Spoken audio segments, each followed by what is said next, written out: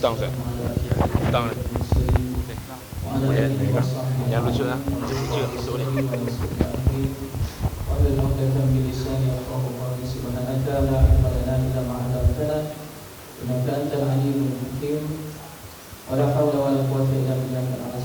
Assalamualaikum warahmatullahi wabarakatuh.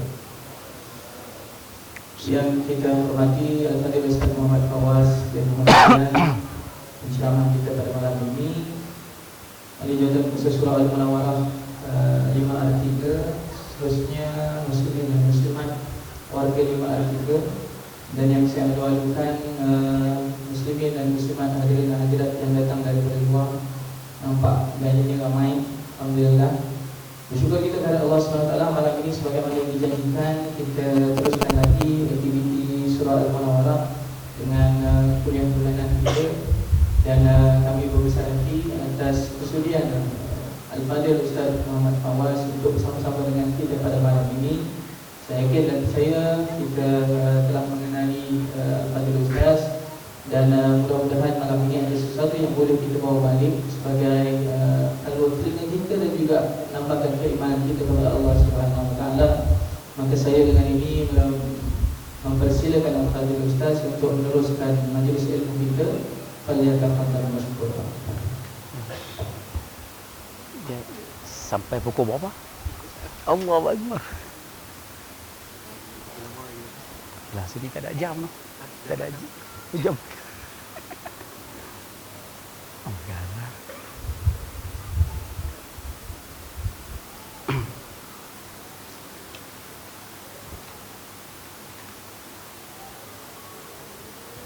A'udzu billahi minasyaitonir rajim. Bismillahirrahmanirrahim. Assalamualaikum warahmatullahi wabarakatuh. Kita mulakan pertemuan kita pada malam ini dengan Ummul Kitab Al-Fatihah. A'udzu billahi minasyaitonir rajim. Bismillahirrahmanirrahim. Alhamdulillahirabbil alamin arrahmanir rahim maliki yaumiddin. Iyyaka na'budu wa iyyaka nasta'in. Ihdinas siratal mustaqim. Siratal ladzina an'amta 'alaihim ghairil maghdubi 'alaihim waladdallin. Amin. Bismillahirrahmanirrahim. Alhamdulillahi wa kafa. Wassalatu wassalamu ala rasulina al-mustafa wa ala alihi wa ashabihi wa ansarihi wa atba'ihi wa ahli millatihi wa man ihtada. Allahumma ij'al jam'ana hadha jam'an marhuma wa tafarruqana min ba'dihi tafarruqan ma'suma. Wa la hawla wa la quwwata illa billahil 'aliyyil 'azim. Amma ba'd. Makasih diucap kepada Al-Fadhil pengurusi majlis, khususnya pengurusi seluruh ahli jawatan kuasa Surah Al-Munawwarah Persin 5. Persin 5 noh. Khususnya muslimin muslimat, ibu-ibu, ayah-ayah, sahabat-sahabat, adik-adik yang dirahmati Allah Subhanahu Wa Taala sekalian. Alhamdulillah, kita rafakkan sekali lagi kesyukuran kepada Allah Subhanahu Wa Taala kerana malam ini Allah Subhanahu Wa Taala masih lagi manjangkan usia, berikan kita kelapangan, kesihatan, sama-sama dapat berada dalam majlis ilmu setelah selesai salat maghrib secara berjemaah. Mudah-mudahan pertemuan kita pada malam ini dilimpah dengan barakah inayah daripadanya insya-Allah. Ayah-ayah, ibu-ibu yang dirahmati Allah Subhanahu Wa Taala sekalian, Nabi SAW pernah bersabda dalam sebuah hadis, dan hadis ni kedudukannya sahih, riwayat daripada Imam Bukhari dan Imam Muslim. Baginda bersabda, "Man yuridillahu bihi khairan yufaqqihhu fid din." Saya ulang sekali lagi. Man yuridillahu bihi khairan yufaqqihhu fid din. Barang siapa yang dikehendaki Allah dengannya kebaikan, yufaqqihhu bermakna yufahimhu, akan difahamkan orang tersebut di dalam agama. Barang siapa yang dikehendaki Allah dengan kebaikan, akan difahamkan orang tersebut di dalam agama. Boleh faham tak terjemahnya tu? Tak apa nak faham, nampak gaya dah. Baik. Kalau rasa tak berapa nak faham terjemah macam tu, kita terjemah dalam bahasa yang lebih mudah. Saya terjemah lorat utara bagi senang. Maksud hadis tersebut, siapa yang Allah nak orang tu jadi elok, siapa yang Allah nak orang tu jadi baik, siapa yang Allah nak orang tu jadi calon penghuni syurga, Allah akan bagi dia faham dalam agama. Boleh faham terjemah macam tu? Tak berapa nak mengaku juga, nampak gaya. Tak berapa nak faham. Kalau macam tu saya terjemah hadis tu lorat Penang lah senang. Malaikat no. Maksud hadis tersebut, siapa yang Allah nak orang tu jadi elok, siapa yang Allah nak orang tu jadi baik, siapa yang Allah nak orang tu jadi seorang yang calon penghuni syurga, Allah akan bagi kat dia peluang masuk majlis ilmu. Dia tak sibuk dengan anak, dia tak kalut dengan cucu, dia tak sibuk dengan pasar malam, dia tak sibuk dengan cerita apa? Syurga nur. Syurga nur. Dia tak sibuk dengan 1001 benda, dia tak sibuk dengan 1001 masalah. Dia boleh datang, dia boleh duduk dalam majlis ilmu. Tu tanda Tuhan nak bagi dia tu jadi orang baik. Maknanya ustaz, kalau kata malam ni kami boleh datang duduk dalam majlis ilmu, tak sibuk dengan mesyuarat, tak sibuk dengan outstation, tak sangkut dalam jam, boleh datang, boleh duduk dalam majlis ilmu, tu tanda Tuhan nak bagi kita tu jadi orang baik. Tu je. Faham tak bahasa saya tu? Ustaz, isteri kami pun datang sekali malam ni, tu tanda Tuhan nak bagi isteri kita tu jadi orang baik. Anak-anak pun ada sekali ustaz malam ni, boleh mari sekali satu family, tu tanda Tuhan nak bagi family kita tu jadi orang baik. Tu je. Sebab itu kita bila boleh duduk dalam majlis ilmu, boleh duduk dalam kuliah, boleh dengar tazkirah seumpama ni, paling kurang sebulan alhamdulillah. Apa sebab ustaz? Banyak sebabnya, kita ambil dua sudahlah. Sebab yang pertama, sebab rezeki ataupun kurniaan yang kita dapat malam ni, rezeki yang kita dapat malam ni, nikmat yang kita boleh malam ni, Allah bagi pada kita, Allah tidak bagi pada semua orang yang berada di bangunan sebelah tu. Pasal nak? Saya nak sebut nama tempat saya tak tahu kan, bangunan sebelah jawab dah. Allah bagi rezeki ni pada kita, Allah tak bagi pada semua orang yang berada di kawasan ini, yang berada di perhimpunan ataupun dalam kelompok ini. Allah tak bagi pada semua, Allah bagi pada kita. Satu, sebab tu kena syukur. Dan yang kedua, sebab apa kena syukur? Sebab nikmat yang Allah bagi pada kita malam ini, malam esok belum tentu lagi kita dapat seumpama malam ini.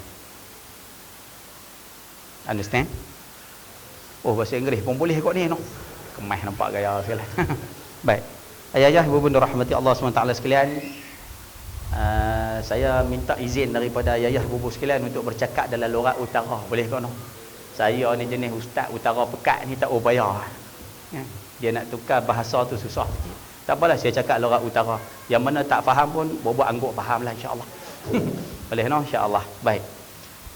Malam ni saya diminta untuk membawa satu tajuk yang cukup-cukup besar, satu tajuk yang cukup penting dewasa ini, satu tajuk yang sangat-sangat perlu dititik beratkan oleh umat Islam, khususnya kita yang berada pada tahun 2015 ni.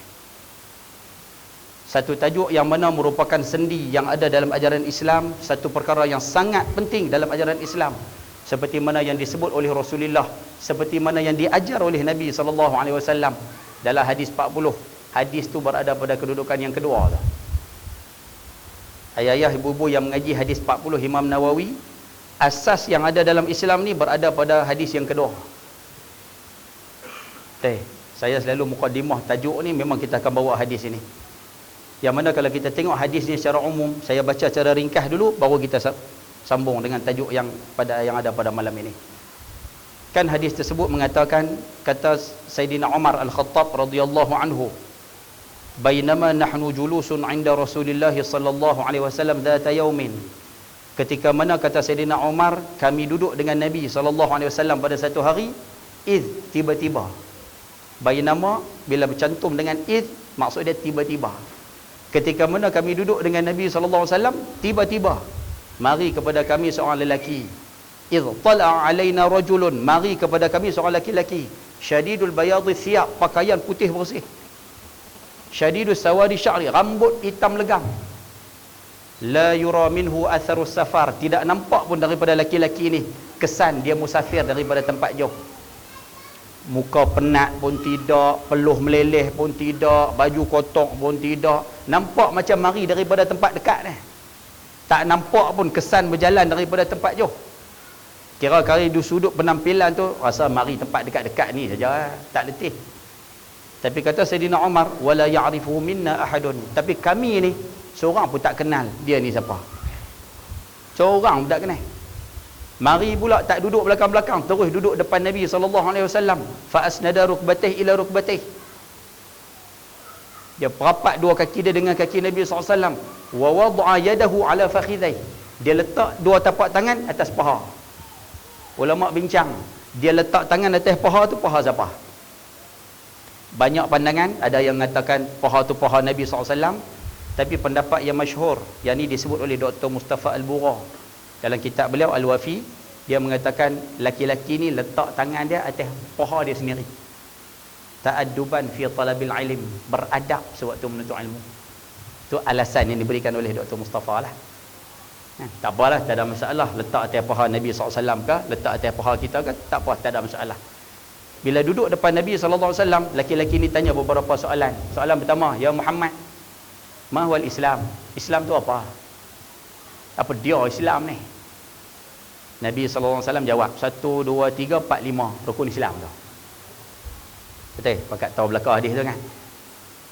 Bila dapat 5 jawapan tersebut, laki-laki yang tanya tadi kata pada Nabi SAW, sadaqta, kamu betul. Kamu betul. Kata Sayyidina Umar, fa'ajibna, kami jadi pelik. Dia mari tanya soalan, wa yusaddiquh, dia sendiri membenarkan jawapan tersebut. Dia mai tanya, lepas tu dia pula kata betul. Seolah-olah dia dah tahu jawapan dah. Tanya soalan nombor 2, ya Muhammad, ma huwal iman? Iman tu apa? Nabi jawab 1, 2, 3, 4, 5, 6 rukun iman. Kamu betul. Ya Muhammad, ma huwal ihsan? Ihsan tu apa? Nabi jawab, anta'budallah ka'annaka tarah. Kamu buat ibadah seolah-olah kamu nampak Tuhan. Fa illam takun tarah, kalau tak boleh nak rasa macam tu, fa innahu yarak. Ingat Tuhan sentiasa tengok kamu. Jawapan nombor 3 ni, laki-laki ni senyap, apa pun dia tak kata. Yang 2 tadi dia jawab sadaqta, kamu betul. Yang nombor 3 ni dia tak jawab. Sebab apa tak jawab? Sebab ihsan, ataupun kita boleh terjemah dalam bahasa ini, dalam ilmu hari ini dia panggil ilmu tasawuf. Ilmu tasawuf ni dia ilmu zuq, ilmu rasa. Jadi Nabi SAW jawab kepada laki-laki ni, ihsan tu apa? An ta'budallah ka'annaka tarah, fa illam takun tarah fa innahu yarak. Jawapan yang Nabi bagi tu ikut rasa yang ada pada Nabi SAW. Laki-laki yang tanya tadi, dia tak rasa macam tu, sebab tu dia tak jawab, dia senyap.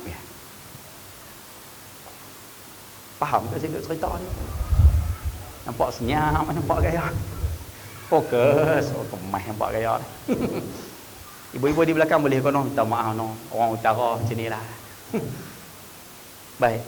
Bila selesai 3 soalan, laki-laki ni ditanya soalan nombor 4, ya Muhammad, mata sa'ah? Kiamat ni bila kiamat ni?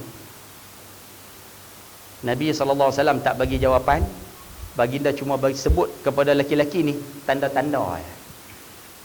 Kiamat Nabi tak sebut. Baginda jawab pada laki-laki ni, ma mas'ulu anha bi'alama minas sa'il.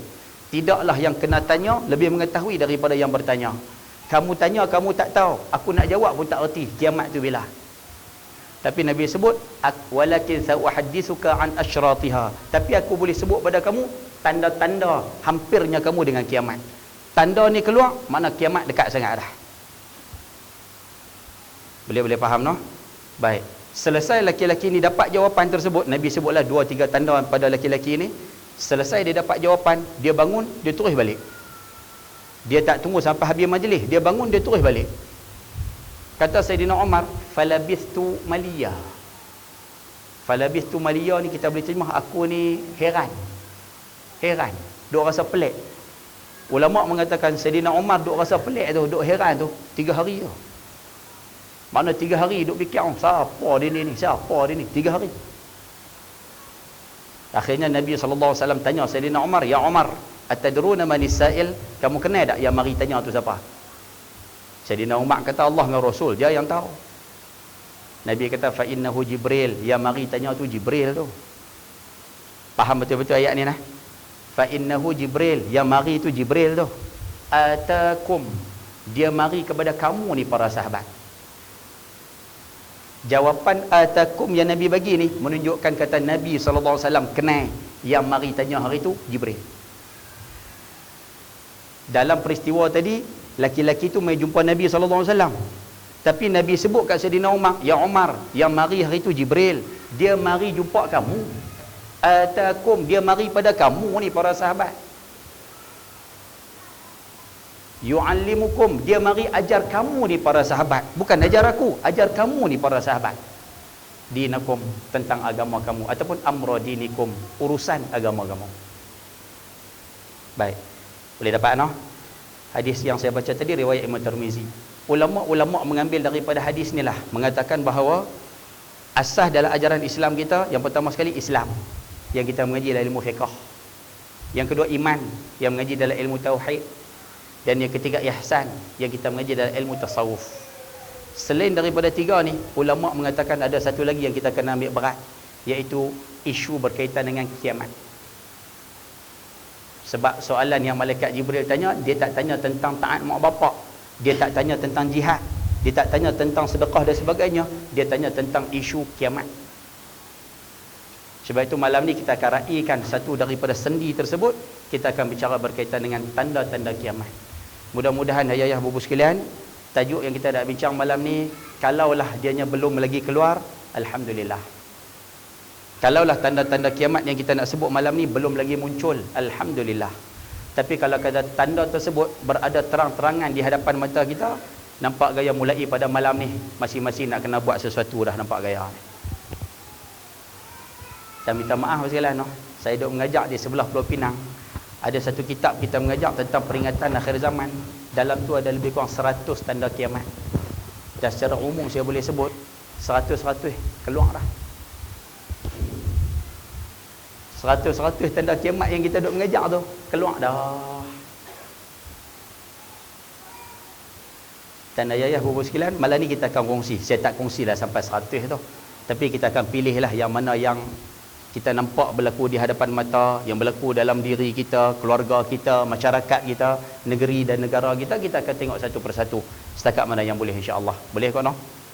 Ni nak berhenti pukul berapa? Yang tu dululah nak tanya.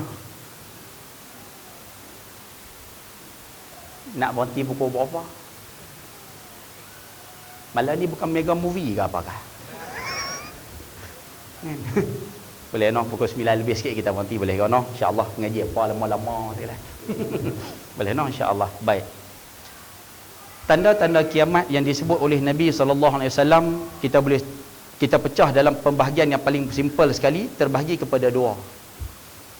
Saya ada pembahagian yang lain. Ada ulama yang menyusun pembahagian tanda kiamat ini terpecah kepada 3 berdasarkan masa. Ada tanda kiamat yang dah keluar dan selesai. Ada tanda kiamat yang sedang keluar, dan ada tanda kiamat yang belum keluar dan ia akan keluar di akhir zaman. Ada ulama pecahkan tanda kiamat daripada sudut masa. Saya nak pecah daripada satu sudut ya. Tanda kiamat yang disebut oleh Rasulullah terbagi kepada 2. Yang pertama, tanda kiamat besar. Betul. Tanda kiamat besar ni tak banyak, ada 10 ya. 10 ya. Saya sebut ringkas-ringkas. Yang pertama sekali, keluarnya dukhan, asap. Asap. Ataupun ada yang menterjemah hari ni sebagai jerebu, wallahu alam. Yang kedua, saya sebut ni bidu ni tertib, tak ikut susunan lah. Saya sebut ni. Yang kedua, keluar Ya'juj wa Ma'juj. Ya'juj Ma'juj keluar dah. Kan? Cuma yang last sekali je tak keluar ni. Tengok. Ya'juj Ma'juj keluar dah. Nabi kata Ya'juj Ma'juj, dia orang keluar, dia orang akan hisap air di Laut Galili dah. Tasik Tabariyah ataupun Laut Galili. Dia akan isap. Ya'juj Ma'juj bila keluar, dia akan isap. Dan Ya'juj Ma'juj terakhir, bila keluar atas muka bumi ni, mereka akan melihat tasik tu kering. Dan hari ni tasik tu, air dia dah kering ke Ustaz? Ayak dia kering dah ke? Ya. Yang sedut ayak tu siapa Ustaz? Israel. Israel. Dia sedut ayak tu untuk industri dia, untuk perumahan dia, untuk apa, bekalan air di negara dia lah. Dia dah sedut dah sekarang. Dan air di tasik tersebut sekarang, di Laut Galili tu, Galili Sea ni, air dia sekarang berada di paras yang paling rendah dalam sejarah tasik tu. Mana Ya'juj Ma'juj dah keluar, cuma yang last sekali sahaja belum, yang menjadi tanda kiamat besar ni. Kemudian tanda kiamat besar lagi, Dajjal. Orang Penang sebut DJ. Ni dia tak panggil Dajjal, dia panggil DJ. Orang Penang punya bahasa lah. Kemudian turunnya Nabi Isa. Tu tanda kiamat besar lah. Nuzulu Isa, turunnya Nabi Isa alaihi salam, tanda kiamat besar. Yang kelima, matahari terbit sebelah barat. Tu tanda kiamat besar tu. Kemudian yang ke-6, ke-7 dan ke-8, 3 gempa bumi. 6, 7, 8, 3 gempa bumi. Yang mana gempa bumi tersebut, satu berlaku di timur, satu berlaku di barat, satu lagi akan berlaku di tanah Arab. Waktu tu, waktu Dajjal dah keluar dah, gempa bumi tanah Arab tu akan berlaku. 8. Yang ke-9, keluarnya api daripada Yaman. Nah, api yang keluar daripada Yaman, api tersebut ulama terjemah banyak pemahaman, banyak ijtihad, banyak penafsiran. Ada yang menterjemah api betul yang keluar daripada Laut Hadral Maut, dia akan hambat manusia naik ke atas. Ada juga yang menterjemah api yang keluar daripada Yaman ni maksudnya api revolusi. Wallahu alam mana satu betul saya tak tahu, tu ijtihad. Tapi apabila ia berlaku, tu tanda kiamat besar. Tanda kiamat besar yang ke-9 akan keluar. Dan yang ke-10 last kali, Allahumma salli ala Muhammad. Macam mana boleh tak cukup satu pula? Dabbatul ard. Terima kasih bang. Dabbatul ard, akan keluar satu binatang melata pada waktu duha. Alan nasi duhan. Hadis riwayat Imam Muslim. Nabi kata, kamu nak tengok tanda kiamat besar, akan keluar binatang melata pada waktu duha.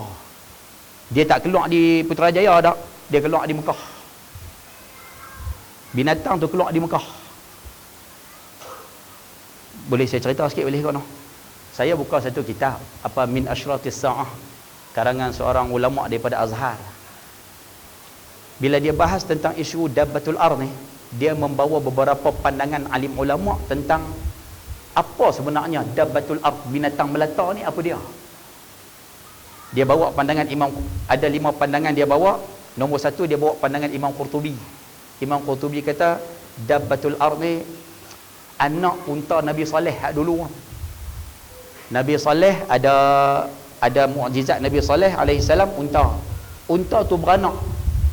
Waktu unta hak mukjizat tu dibunuh, anak unta tu lari. Jadi Imam Qurtubi kata anak unta hak lari itulah akan datang di akhir zaman sebagai Dabbatul Ard. Wallahu alam, tu pandangan. Pandangan nombor 2, mereka mengatakan ular. Wallah, thu'ban, ular.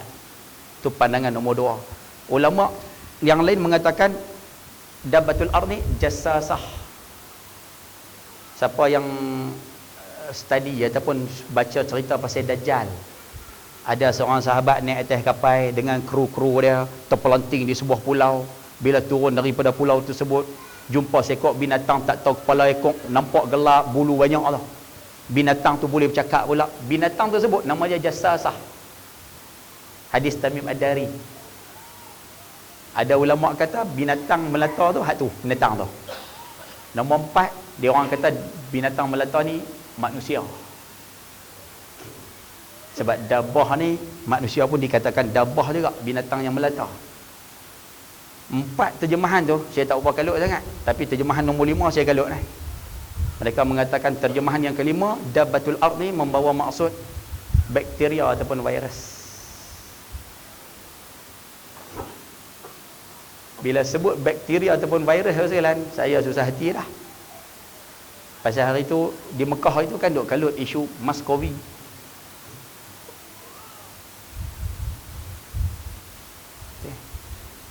Kan duk kalut Mas-Covid nak pergi ke Mekah tak boleh, buat umrah itu tak boleh dan sebagainya tu.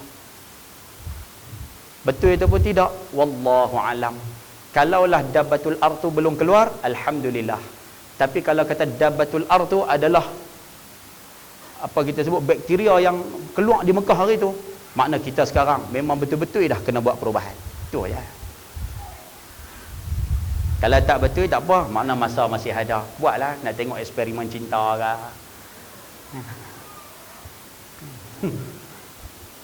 Nak pergi ICT kat Shah Alam tu ke, tak apalah, ikutlah.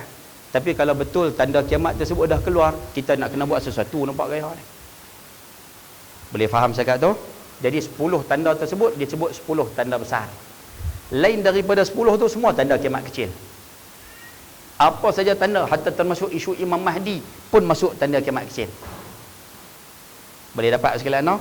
Dan malam ni insya-Allah kita nak bahas tentang tanda kiamat kecil sahaja. Kita nak tengok tanda ni dah keluar ataupun belum. Kalau belum, alhamdulillah kita masih ada masa. Kalau tanda ni dah keluar, patut-patut kena berubah dah, nampak gaya ni. Tanda nombor 1.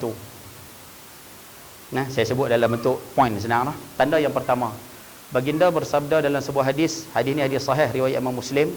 Saya ambil poin-poin dia bagi mudah. Baginda menyatakan la taqumus saah, kiamat tidak akan berlaku hatta taqtatila fi'atan 'azimatan, sehingga kamu melihat dua puak besar berperang sesama sendiri. La taqumus saah, kiamat tidak akan berlaku sehingga kamu akan tengok tanda ni keluar. Apa tanda dia? Taqtatila fi'atan 'azimatan, dua puak yang besar berperang sesama sendiri. Takunu bainahuma maqtalatun 'azimatun, di antara dua puak ni berlaku pembunuhan yang cukup banyak. Kira perang sungguh ni dua puak ni. Tapi Nabi sebut wa da'watuhuma wahidatun, tapi tujuan dakwah mereka satu. Saya terjemah dalam logat kita bagi senang faham, akan ada dua puak besar berkelahi. Tapi kalau tanya dekat puak A, pasiapa kamu berperang ni? Kami nak tegakkan Islam. Tanya puak B, pasiapa kamu perang ni? Kami pun nak tegakkan Islam. Dua-dua nak tegak Islam, tapi dua-dua perang. Nabi kata kamu nak tengok tanda kiamat, tanda macam ni keluar. Ada tak ada salah? Saya bagi contoh mudah no. Tanda yang saya sebutkan ini dia start keluar tahun 36 Hijrah. Tahun 36 Hijrah. Bukan 1436 ni. Tahun 36 Hijrah, 1400 tahun lepas keluar dah. Siapa Ustaz? Pertempuran antara kumpulan Sayyidina Ali bin Abi Talib dengan kumpulan yang diketuai oleh Aisyah, Talhah dan juga Zubair bin Awam. Yang mana peperangan tersebut disebut sebagai peperangan Jamal, peperangan unta. Yang ni kumpulan Sayyidina Ali dengan ashab, dengan sahabat-sahabat. Yang ni kumpulan Sayyidatina Aisyah dengan sahabat-sahabat. Tapi dua-dua perang. Tanda keluar dah. Tahun 38 Hijrah, 2 tahun lepas tu perang lagi. Belah sini Sayyidina Ali, sebelah sini Muawiyah bin Abi Sufyan, perang lagi. Bila mai kerajaan Islam, Umayyah dengan Abbasiyah perang, Abbasiyah dengan Fatimiyah perang, Fatimiyah dengan Utsmaniyah perang belaka. Dan tanda tu masih keluar sampai lah. Apa dia Ustaz? Lah kita dalam dunia perang tak? Sunnah dengan Syiah. Kita sunnah, kita perjuangkan Islam. Syiah pun mengaku kata dia bawa Islam tak? Sama. Tak betul? Faham kan saya duduk cerita ni? Awak ya senyap, nampak dia. Perang. Itu dalam dunia. Dalam Malaysia, sama juga Ustaz. Tak betul? Ada kumpulan yang betul-betul memperjuangkan Islam, meletakkan Quran, hadis, ijma', qiyas sebagai dasar perjuangan mereka. Ada kumpulan dia perjuangkan kebangsaan, tapi kalau tanya dia kata dia bawa Islam tak? Tak betul? Yang mana faham? Tak betul? Dalam keadaan duk perang dah tu, muncul pula hak baru satu lagi. Yang tu pun duk kata bawa Islam juga. Nampak tak salah? Allahu Akbar.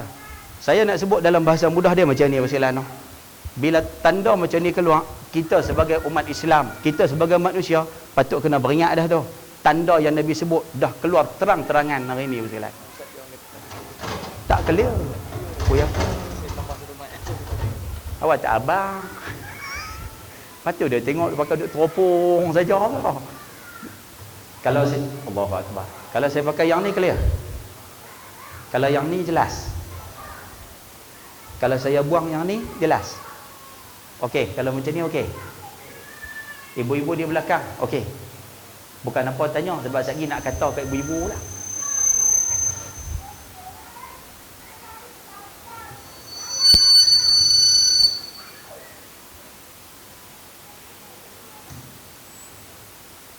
Kalau boleh. Testing.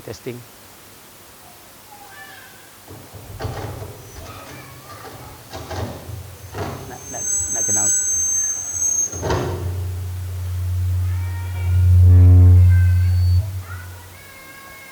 dah soundtrack malam ni.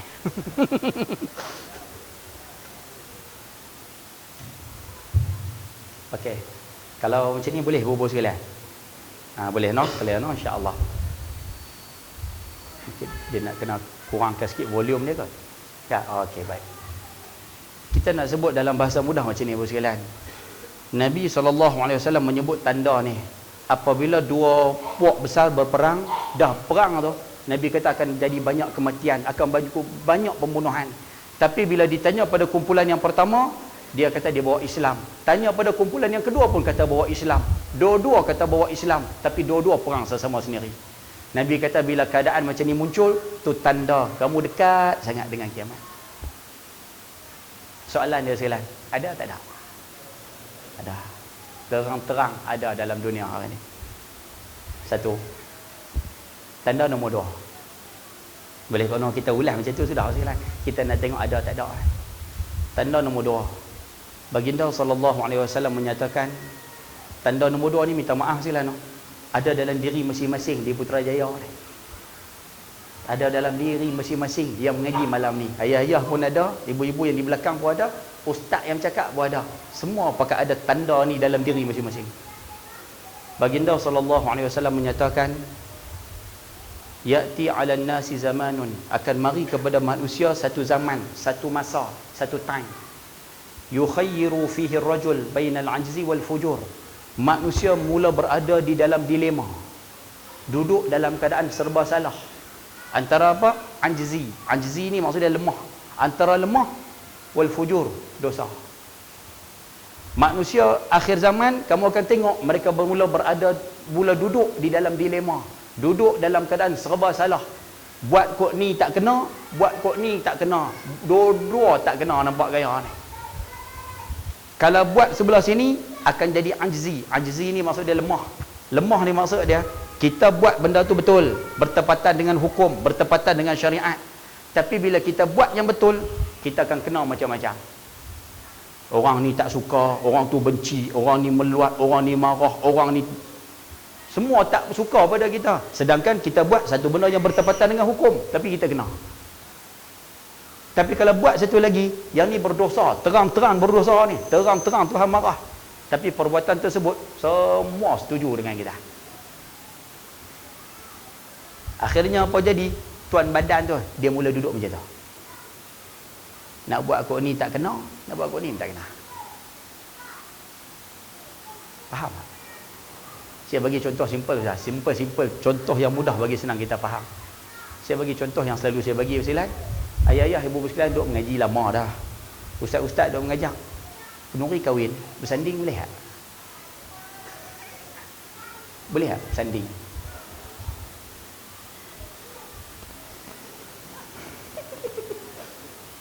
Kita buat kenuri kahwin, anak kita nak kahwin, boleh tak pengantin lelaki, alhamdulillah, pengantin lelaki, pengantin perempuan duduk dua orang, duduk bersanding dalam keadaan ramai orang yang makan kenuri, datang boleh tengok pengantin mempelai, dua mempelai itu duduk bersanding, boleh ataupun tidak? Boleh. Oh, kemas nampak gaya Putrajaya. Boleh tak? Boleh. Kalau buat juga pengantin lelaki ataupun tu anak teruna tu lah, pengantin lelaki, hari kenuri tu dapat cop dayus dah. Hari kenuri dia dapat cop dayus. Sebab apa? Sebab isteri dia bermakeup segak di hadapan orang lain. Isteri dia pakai cantik, orang lain yang tonton. Sedangkan seorang isteri dia boleh bercantik, boleh berhias di hadapan suami, tapi dia berhias, orang semua pakai datang tengok. Ustaz nak pergi mengajar, pergi makan kenuri pun tengok juga. Tu tak tahan. Bila jadi keadaan macam tu, pengantin lelaki dapat cop dayus, sedangkan baginda bersabda, ad-dayus la yadkhul jannah. Lelaki dayus dia tidak akan masuk syurga. Bukan tak masuk syurga terus nah. Dia tidak masuk syurga ma'as sabiqin. Dia tak akan masuk syurga awal. Dia masuk lambat sebab perbicaraannya banyak. Tunggu.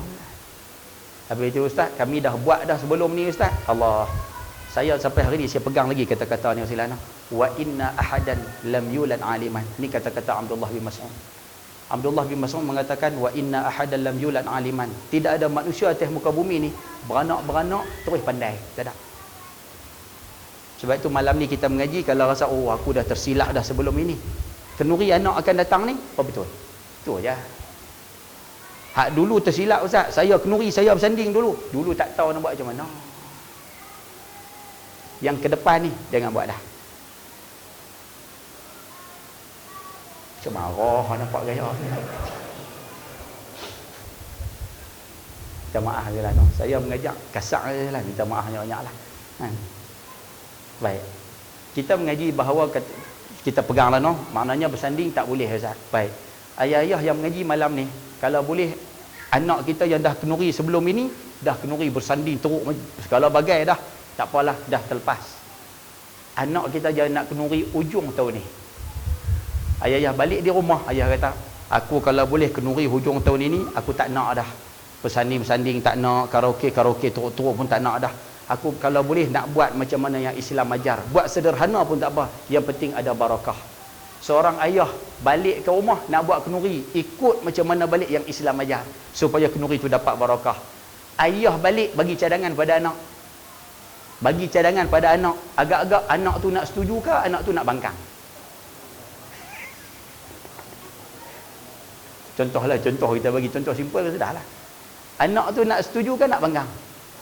Bangkang. Dia mula-mula sekali bangkang. Kita nak buat benda betul, dia bangkang.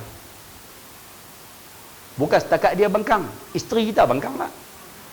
Abang oi, sekali semua hidup abang oi. Nampak? Isteri kita bangkang. Saudara mara kita mari daripada Kuala Kangsar balik pada Johor, mari ke Putrajaya ni. Kita bagi tahu pada saudara mara, saya kalau boleh tahun ni kenduri, saya tak naklah buat-buat pelamin, karaoke apa semua saya tak maulah. Saya nak buat kenduri biasa-biasa sudahlah. Yang penting kenduri anak saya ni ada barakah. Kita bagi cadangan pada saudara mara kita, Allahu Akbar. Seorang pun saudara mara kita tidak akan menyokong kita. Semua petikaikan kita. Abang oi, kalau kamu buat kenduri, tak ada pelamin, tak ada karaoke, tu bukan kenduri abang oi, tu rumah mayat abang oi. Nampak tu? Buah tu cukup pedih tu. Mana ada siapa setuju? Sedangkan perkara yang kita buat itu perkara yang bertepatan dengan hukum, tapi kita kena. Tapi kalau pilih yang satu lagi, Allah, hak perbuatan dosa tu. Kamu nak buat pelamin, buat. Kamu nak buat karaoke sampai pukul 3 pagi, buat. Kamu kenduri tahun ni, kamu dah pakai tudung, tapi waktu kenduri kahwin kamu tak nak pakai tudung, ikut suka. Bila seorang ayah benarkan perbuatan maksiat tersebut berjalan, dia kata tak apalah, buatlah, tak ada masalah. Perbuatan tu berdosa. Tapi anak akan kata apa? Ayahlah manusia paling sporting sekali. Anak seronok. Isteri kata apa? Abang, habis minta. Isteri seronok. Adik-beradik yang datang daripada Johor, daripada Kuala Kangsar tadi, pakak kata apa? Abang, ni baru nama kenduri ya bang. Ni baru kenduri. Abang buat macam ni, baru nama kenduri ya bang, baru grand. Sedangkan perbuatan tersebut dosa. Akhirnya apa jadi? Ni, tuan yang nak buat kenduri tu, dia mula duduk macam tu. Kalau orang belah utara sebut, dia duduk hi'ah hati tu. Pilih belah sini pun tak kena, pilih sebelah sini pun tak kena. Serba salah. Tak betul? Faham ke saya bagi contoh? Dia jadi je lah, benda ni dia jadi. Ayah-ayah yang ada di sini, isteri kita, minta maaf no, ibu-ibu okey insya-Allah. Ayah-ayah dapat isteri keluar rumah sidai baju di koridor tu, tudung tak pakai, pakai baju kelawak saja. Tu sidai baju tu. Bila dia sidai baju tanpa tudung, dia sidai baju dengan baju kelawak, jiran duk perhati tengok. Allah. Jiran kata, kamu ni semayang fardu 5 waktu semua, 5 waktu di masjid, 5 waktu kamu buat di surau, isteri kamu tudung pun tak pakai. Nampak? Kita bila dengar keadaan macam tu, dengar orang duk komplain isteri kita tu, balik nak tegur ke tak tegur isteri kita tu? Nak tegur tak tegur sama banyak. Dan minta maaf, saya saja bawa contoh je, ibu-ibu insya-Allah okey contoh aja kita bawa ni. Nak tegur tak tegur tu sama banyak tu. Tak tegur ustaz, kalau tak tegur saya tanggung dosa sebagai suami. Tapi kalau saya tegur Ustaz, 2 minggu tak cakap Ustaz. Dia merajuk Ustaz, 2 minggu tak cakap dengan saya Ustaz. Betul?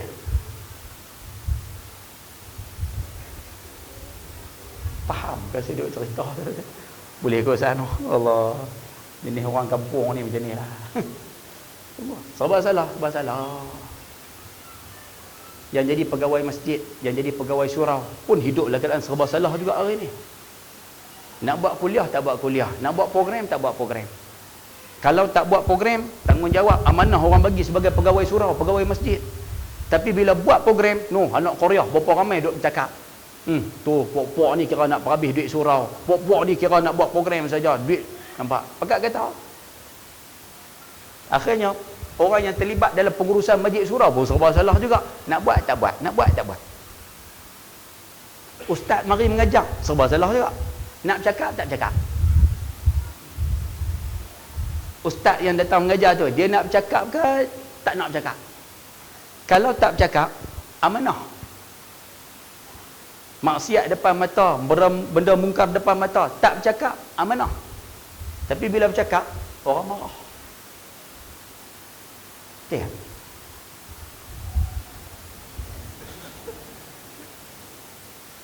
Faham ke saya duk cerita tu?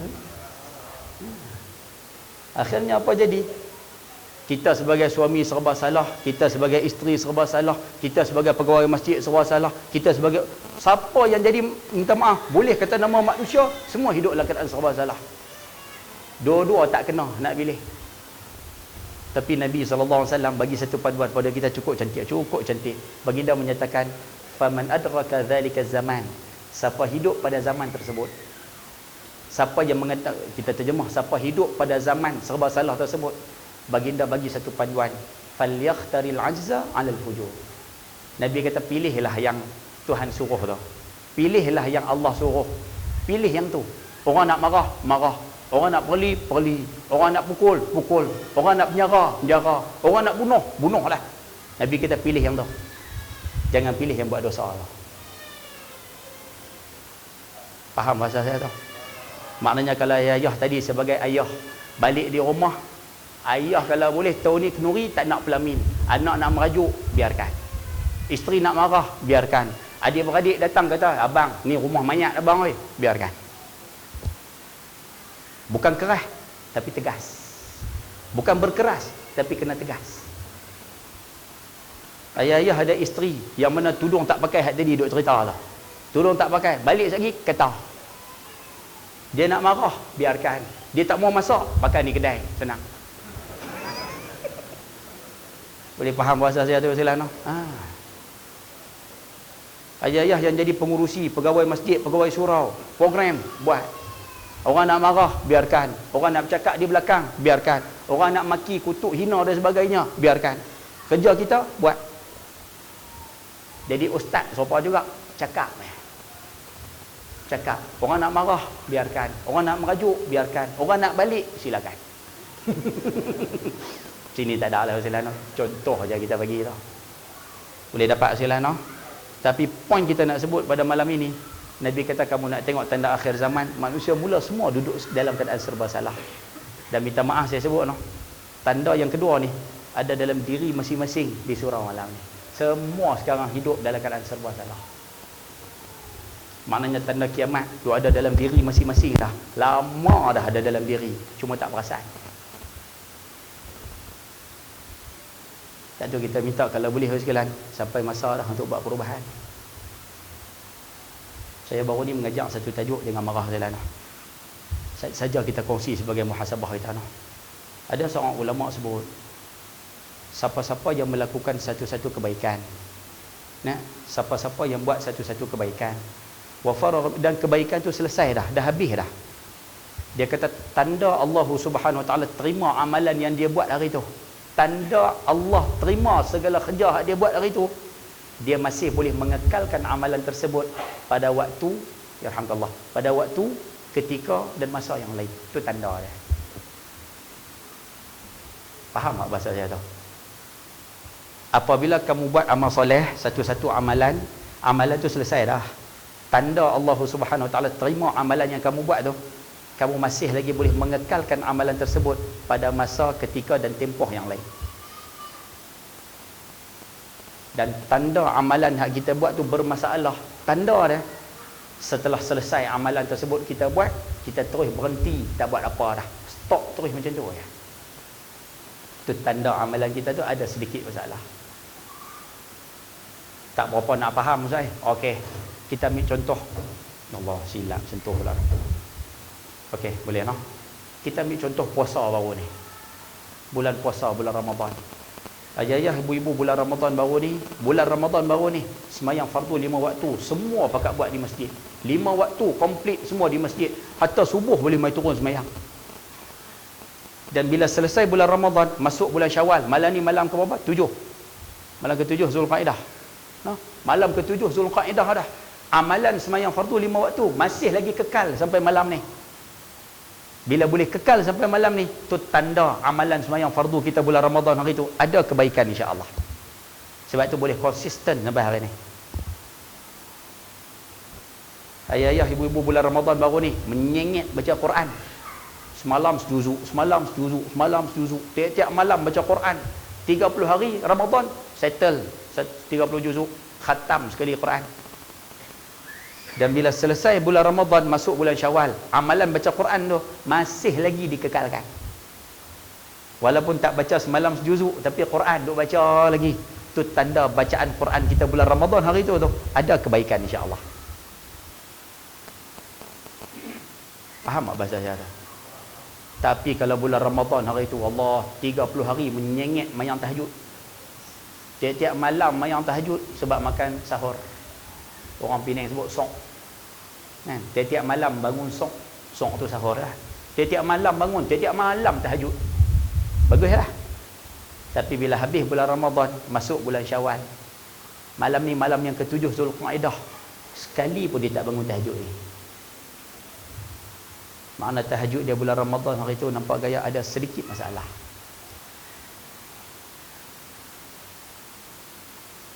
Faham kok bahasa saya tu? Tu yang Dr. Yusuf Qardawi pesan kepada kita tu. Kun rabbaniyan. Jadilah kamu hamba Allah. Wala takun ramadaniyan. Jangan kamu jadi hamba Ramadan. Orang yang buat ibadah kerana Allah, ibadah tu dia akan kekal, dia akan konsisten. Orang yang buat ibadah disebabkan bulan Ramadan, sebab bulan tu special, dia pulun sebab bulan tersebut. Kita akan tengok bulan Ramadan dia buat ibadah seumpama malaikat, pulun. Tapi bila habis bulan Ramadan, masuk bulan Syawal, ibadah yang bulan Ramadan tu dia tak boleh nak kekal. Masuk bulan Syawal, dia tinggal semua sekali.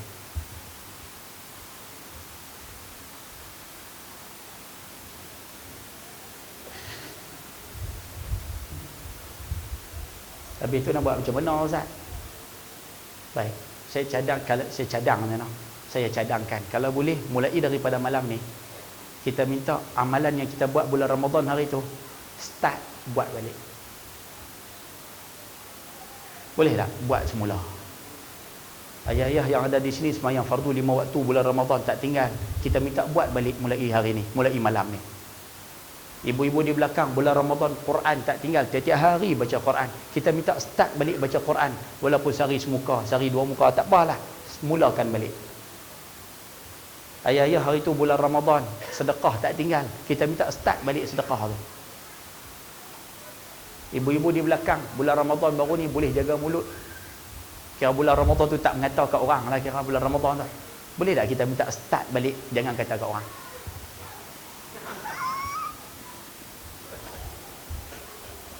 Seorang pun tak setuju, nampak gaya. Ayah-ayah yang ada di sini bulan Ramadan baru ni, ayah-ayah hisap rokok malam ya. Boleh tak start rokok mulai malam ni, start rokok malam sahaja, siang tak usah hisap, boleh tak? Seorang pun tak angguk, nampak gaya. Tak ada yang hujung tu melawak. Poinnya saya nak sebut di sini, kita minta buat balik amalan yang kita buat waktu bulan Ramadan hari tu. Melainkan satu lah, jangan buat dah tarawih. Kalau tarawih pun puluh juga jam. Kan? Kita minta start buat balik. Mudah-mudahan Allah berkati segala kerja buat kita bulan Ramadan hari tu insya-Allah. Boleh noh? 2 insya-Allah. Baik, selesai no. Saja kita kait. Tanda kiamat yang ketiga. Baginda SAW menggambarkan tentang satu fenomena yang akan muncul di akhir zaman. Saya takut sikit tajuk ni Ustaz no. Minta maaf banyak-banyak no. Baginda menyatakan, hadis ni riwayat Imam Baihaqi. Sayakunu rijalun min ummati.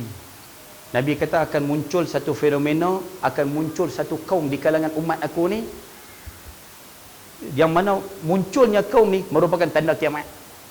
Antara sifat yang ada dalam kaum ni, ya'kuluna alwana ta'am, mereka makan segala macam jenis makanan. Bahasa mudah kita boleh sebut, mereka makan ikut suka, makan ikut dan, tak peduli halal haram, yang penting sedap. Nabi kata, kamu nak tengok tanda akhir zaman, akan muncul satu kumpulan daripada umat Rasulullah ni, dia mula makan, dia tak peduli dah tajuk halal haram, dia kira sapu ya. Kita kata mi ni bukan Islam buat, dia kata ustaz, yang bukan Islamnya sedap ustaz. Pasal buat tahan lama. Yang orang Islam buat tahan 2 hari je mi. Yang bukan Islam buat, yang non Muslim buat tahan seminggu ustaz. Sedap pula tu, dia kenyal. Dia tak peduli lah, dia kira sapu lah. Tu yang berapa ramai masyarakat kita Ustaz, ada kedai makanan di Malaysia ni tak dapat pun logo halal, tak dapat pun cok halal, tapi yang duk pergi beratuk makan tu orang Islam. Tak payah sebutlah syarikat mana kan. Tak ada pun cok halal, tak ada pun halal tu tak ada, tapi orang Islam kita makan sebab apa? Sedap. Saja saya bawa Ustaz. Antara kegemaran kita orang Melayu ni, kita salah satu dia lychee. Tak apa aku sebut no. Lychee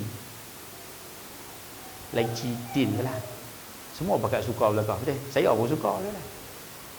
Tapi cuba cari tengok lychee tin yang ada cok halal. Yang mana halal tu yang disahkan oleh JAKIM lah. Cuba cari satu tu.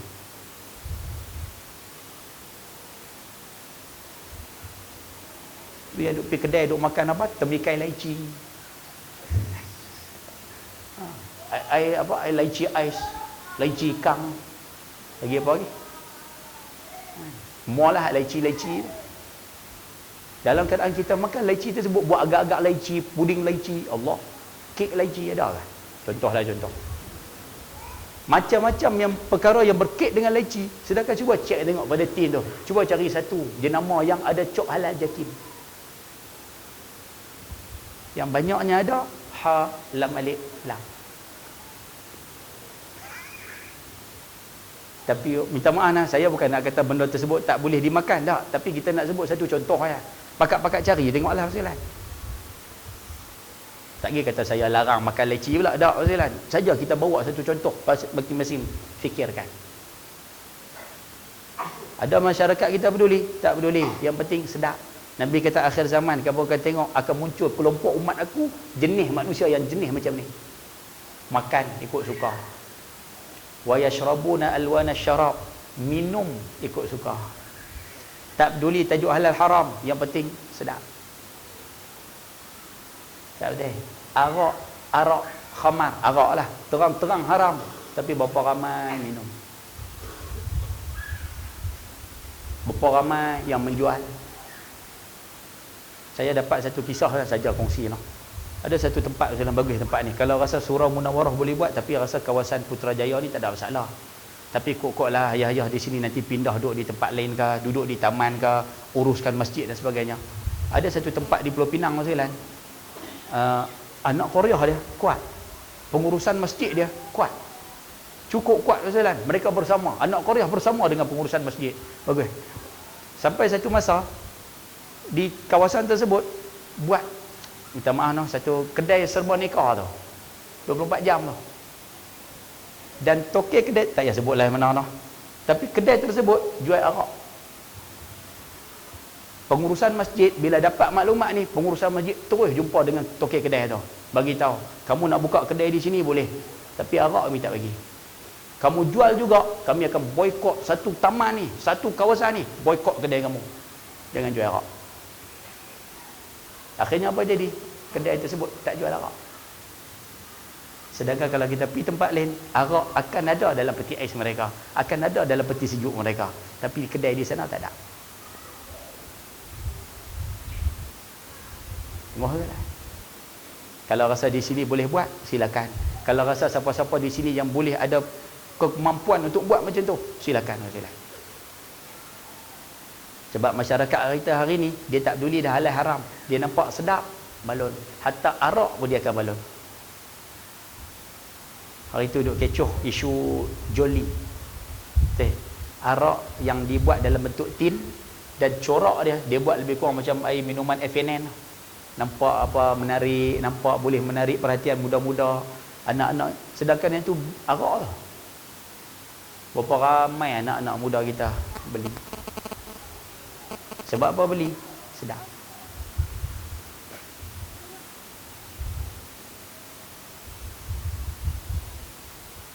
Faham ke saya dah cerita? Nabi kata kamu nak tengok tanda kiamat, manusia mula minum ikut suka. 2. Yang ketiga, wayal basuna alwana thiyab. Mereka mula pakai pelbagai jenis pakaian. Saya terjemah dalam logat senang faham. Mereka pakai ikut suka, tak peduli halal haram, kira pakai. Berapa ramai orang lelaki-lelaki pakai gelang. Kita sebut dah kan, dalam kuliah pun kita sebut, ustaz-ustaz ni pun sebut belakang, orang lelaki tak boleh pakai gelang.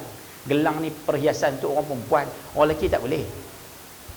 Orang lelaki cuma boleh pakai gelang untuk beberapa keadaan tertentu sahaja. Kita sebut contoh, orang lelaki ni boleh nak pakai gelang. Ayah-ayah kalau teringin sangat nak pakai gelang ni, gelang getah ke, gelang besi ke, gelang plastik ke, gelang tali rapia, kalau lah ada. Nak pakai gelang apa sekalipun, ada beberapa keadaan saja boleh. Gelang magnetik untuk berubat tak boleh nah, tak boleh pakai gelang tu. Tapi orang lelaki kita berapa ramai pakai? Cincin suasa, berapa ramai orang lelaki pakai? Gelang yang orang lelaki boleh pakai ni ada berapa kes sahaja. Kes yang pertama, ayah-ayah boleh pakai gelang yang namanya gari. Gari. Kan? Jadi bila kita buat jenayah, polis main cekuk, boh gari. Gari tu gelang. Boleh pakai ustaz? Boleh bila buat jenayah. Jadi kalau nak pakai gelang yang bernama gari tersebut, buatlah jenayah. Satu. Yang kedua, bila kita masuk hospital, kan dia orang pasang tu. Tu gelang lah tu, satu bentuk gelang. Tapi di atas gelang tu dia tulis nama dan sebagainya. Waktu tu hukum pakai gelang harus boleh pakai gelang. 2. Sebab nak cam kati nombor berapa, watt nombor berapa, pakcik ni nama apa, tulis di gelang tu, senang. Yang ketiga, sekarang ni boleh kita pakai nah, taman tema. Taman tema. Sekarang ni bila masuk taman tema, dia orang bubuh kat kita kat tangan tu. Tu gelang tu. Nak kena buang ustaz, haram. Tak apa, pakailah. Sepanjang kamu berada dalam taman tema tersebut, pakai. Keluar daripada taman tema, koyak buang lah. Dan yang keempat, orang yang pergi buat haji di Kota Mekah. Bila nak buat haji, dapat gelang. Yang atas gelang tu tulis Malaysia. Hukum pakai gelang, haram. Tapi bila pergi ke Mekah, hukum tu akan jadi harus. Sebab tu bila nak pergi ke Mekah, dia boleh pakai. Sepanjang buat ibadah di Mekah, dia boleh pakai. Tapi bila dia balik daripada Mekah, duduk di Jeddah tu, naik kapal terbang balik, cabut buang lah. Ni dak Ustaz oi, balik main Malaysia 2 bulan dah, pakai lagi. Main sembahyang di masjid 5 waktu tu. Tu dia gelang Malaysia. Amboi. Cabutlah tak boleh dah. Keharusan tu dah gugur. Tapi nak buat macam mana? Dia seronok pakai. Tu kita tak cara lagi tu. Orang lelaki-lelaki yang pakai pakaian perempuan, perempuan pakai pakaian lelaki-lelaki, tak cara kita. Cuma poin Nabi nak sebut di sini, tanda akhir zaman, kamu akan tengok akan ada kelompok manusia macam ni, pakai ikut suka. Yang keempat Nabi sebut, wa yatashaddaquna fil kalam. Allah. Mereka mula bercakap ikut suka. Tak peduli kebenaran, tak peduli bukti, tak peduli benda tu sahih ataupun tidak, cakap. Tak maaf sekalian, no. Saja saya bawa tajuk ni sekalian. Jangan marah, no. Hari ni kita tengok di Malaysia, antara satu fitnah yang Allah bagi sekalian, hari ni masyarakat kita sama ada bercakap menggunakan tangan, minta maaf, menggunakan mulut ataupun menggunakan tangan. Cakap menggunakan mulut, bertutur. Bercakap menggunakan tangan, menaik. Masyarakat kita hari ni sampai satu tahap mereka bercakap menggunakan mulut ataupun menggunakan tangan dalam keadaan dah tak peduli tajuk benar ataupun tidak. Cakap. Rasa boleh bercakap, cakap. Rasa boleh type, tulis, tulis. Tak peduli benar ataupun tidak. Tak boleh. Satu daripada budaya masyarakat kita hari ni, minta maaf no, ada setengah kelompok manusia di Malaysia ni, kadang-kadang tu dia menjadi mangsa ejekan. Ni, orang semua meluat ke dia. Kena tak apa? Tak payah sebutlah no. Kan? Sian kat Yayah, sekali Yayah jadi masalah. Ada setengah hamba Allah tu dia duduk di Malaysia ni, orang semua meluat ke dia. Dia suka buat keluar statement yang statement dia tu kira buah sakit hati orang belakang lah tu. Kan? Dia bercakap tu memang menyakit hati walaupun dia punya CGPA dia tinggi. Yang mana faham? Geram tu. Kadang-kadang bila sampai satu tahap orang geram kepada dia, orang marah pada dia. Lah ni budaya masyarakat kita, dia akan buat poster. Dia bubuh gambar hamba Allah tu, kena hamba Allah tu kan. Tak payah sebut nama orang no. Dia potong gambar hamba Allah tu, dia bubuh di sini. Tepi tu dia orang bubuh kata-kata dia. Kalau kata-kata tersebut memang betul dia bercakap, kalau memang betul dia tuturkan benda tersebut, tak ada masalah. Silakan buat, silakan hantar bagi orang tahu. Tapi kadang-kadang ada setengah orang tak bertanggungjawab, dia ambil gambar hamba Allah tu, kemudian dia tulis perkataan yang hamba Allah tu sendiri tak pernah bercakap pun.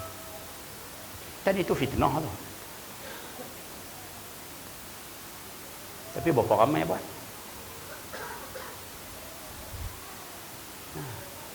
Hari ni bila muncul satu-satu berita, lah yang paling panas sekali lah isu jabat zakat lah, standard lah, mana-mana tempat pun jabat zakat lah. Bila mari kata hamba Allah ni tak dapat bantuan, hamba Allah ni tak dapat bantuan. Hak yang tak dapat bantuan ni pula pandai lebuh dalam Facebook. Type dalam Facebook, kemudian dia print screen benda tersebut, dia hantar pada orang lain.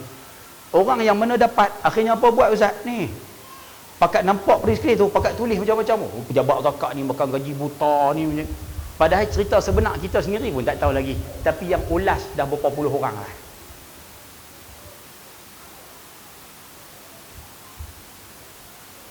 Faham ke saya duk kata? Ustaz, memang betul ustaz apa yang ada dalam print screen tu, apa yang ada yang diviralkan tu memang betul. Kalau betul tak ada masalah. Tapi berapa ramai yang tak tahu cerita, tapi ulas dah.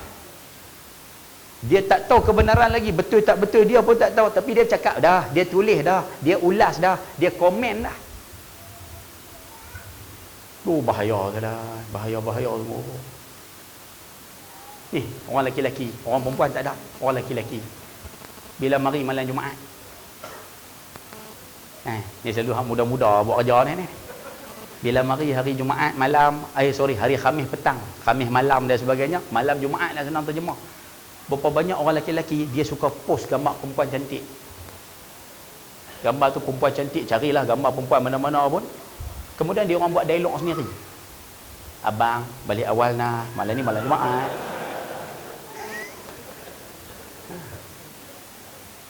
Ada dapat tak?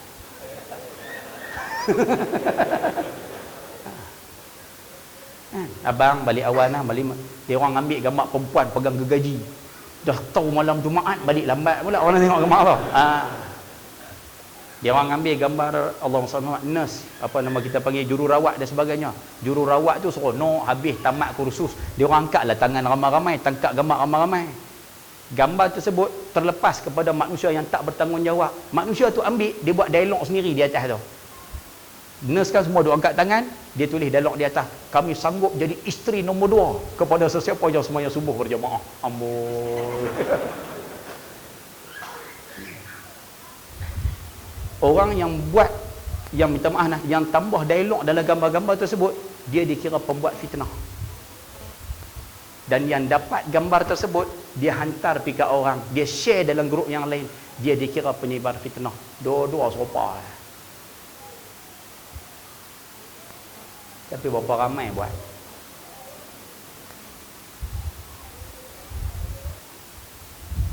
Buat dah nampak gaya ni.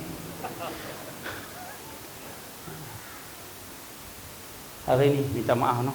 Dalam isu Allah saja kita bawa. Hari ni manusia sampai hilang satu pertimbangan.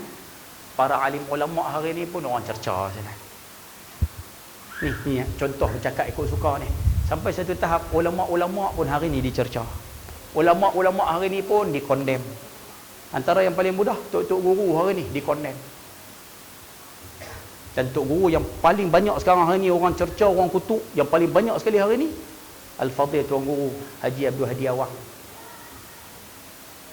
Sedangkan beliau merupakan ketua Kesatuan Ulama sedunia. Hari ni dia dicerca secukupnya. Kata, minta saya buat contoh saja ni. Orang kata macam-macam kat dia. Apa ni lembu lah apa. Macam-macam orang kata. Sedangkan untuk maklumat ibu sekalian, kata silap saya Ibnu Asakir. Kalau tak silap saya, Ibnu Asakir mengatakan lahmul ulama masmumun. Daging para alim ulama ni dia beracun. Mak kita kan, Allah sebut dalam Quran tentang orang yang suka mengumpat ni. Kan orang yang mengumpat ini, ayuhibbu ahadukum an ya'kula lahma akhihi maitan fakarihtumuh. Kan Allah sebut orang yang suka mengumpat orang ni, dia seolah-olah makan daging saudaranya sendiri. Betul? Betul tak? Dengar. Bila kita mengumpat orang lain, kita dikira makan saudara orang, makan saudara mengumpat itulah. Makan daging dia. Bila kita mengumpat alim ulama, maknanya kita makan daging para alim ulama. Ibnu Asakir mengatakan daging ulama ni dia beracun. Bila kamu makan daging yang beracun, mudarat dia kena balik pada kamu sendiri. Tapi hari ni manusia ada ambil perhatian benda ni? Tak ada. Cakap ikut suka. Baginda SAW menggambarkan, kamu nak tengok tanda akhir zaman, akan ada satu kelompok manusia makan ikut suka, minum ikut suka, pakai ikut suka, bercakap pun ikut suka. Nabi sebut yang terakhir, ulaika syiraru ummati. Inilah umat aku yang paling jahat sekali.